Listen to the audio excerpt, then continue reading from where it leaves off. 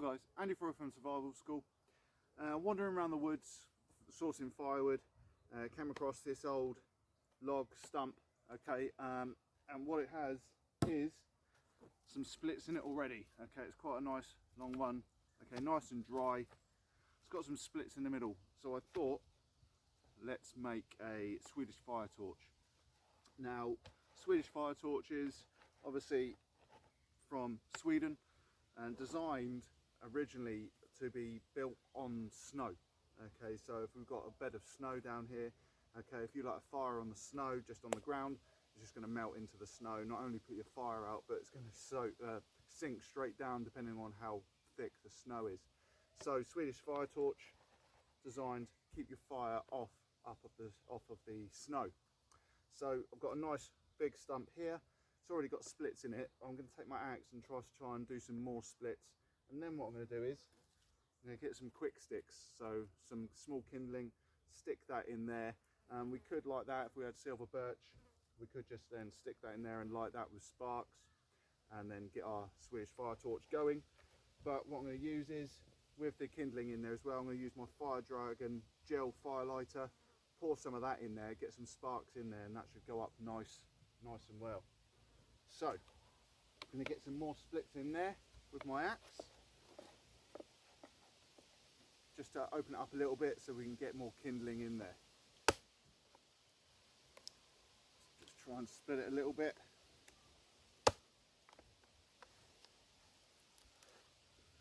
Open it up a little bit.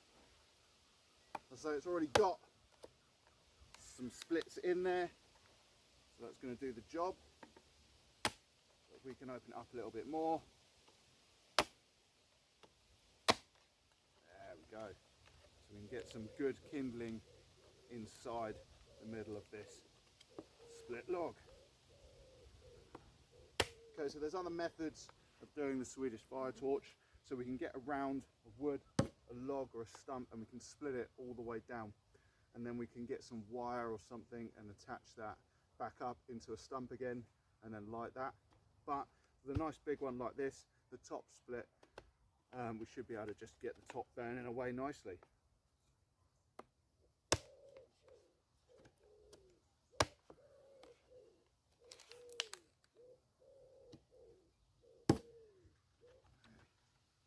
Okay, so we've got some nice splits in there, in the centre there, so some nice splits. And then what I'm going to do is, I'm going to pour some of my Fire Dragon gel fuel in here. So this lights with just a spark. There we go. Got child lock on it. There we go. This gloopy gel right in the middle there. This will really help us get our sweet fire torch going. Not too much. Doesn't really need a lot. Obviously the wood, the inner wood of this stump is nice and dry, and with the kindling in there as well, that'll just get it going a little bit easier. So then we just put our kindling, poke it through either side on these splits, and poke it down and in. So any of these splits that I've made, you can put some in there.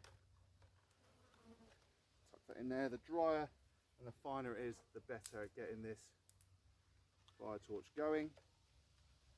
And then we can just stick my metal mug on top and get a nice hot drink on the go. Okay, so just tuck that all in there as best I can.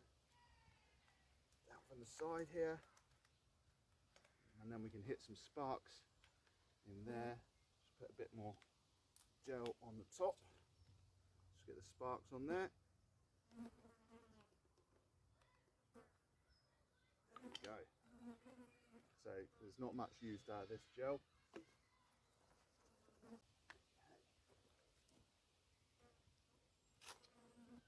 we go.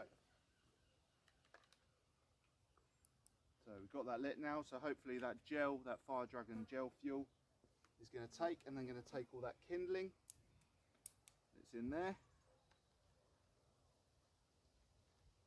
And then as long as it's on nice flat ground, we can then take our metal mug with our water straight on top. There we go. So eventually this will start to burn a lot more inside this Swedish Fire Torch. Again, it's keeping it off of that damp ground. Even if we're not on the snow now and it's a nice day, it's still keeping it off of that ground. As long as this is as flat as possible, a little bit of a lean on it, but perfect really. And then the inside of that wood, nice and dry, will start to take. So yeah, experiment with this, guys. If you've made a Swedish Fire Torch before, leave it in the comments, let me know. And I hope that helps, guys. Cheers.